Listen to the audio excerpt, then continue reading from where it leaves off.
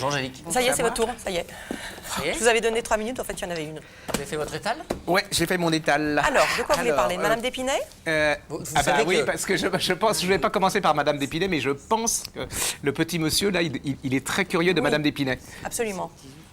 19 livres. Il va falloir en choisir 4 à peu près, hein, vous savez. Allez, Allez, c'est pour commençons vous. avec Louise d'Épinay. C'est pour Louise vous, d'Épinay. madame.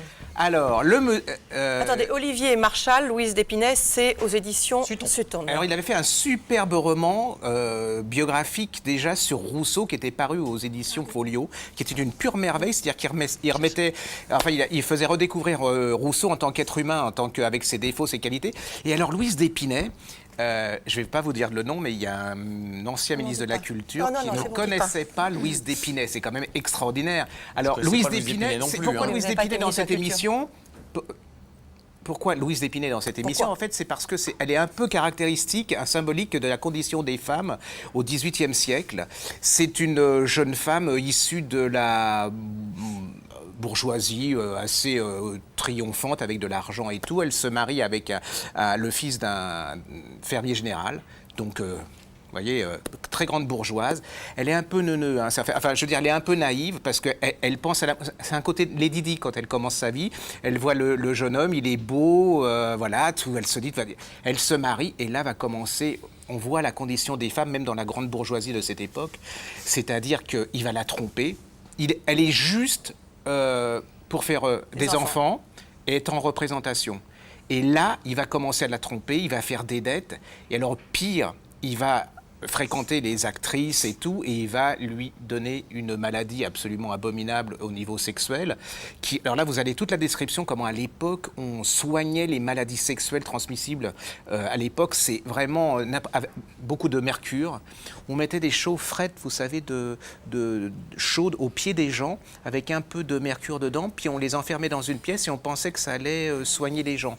On lui faisait des massages avec du mercure, je ne vous dis pas où, et elle souffrait le martyre. Elle va s'en tirer, c'est le moment de le dire. Elle va arriver à se libérer de cet homme et de l'emprise de cet homme.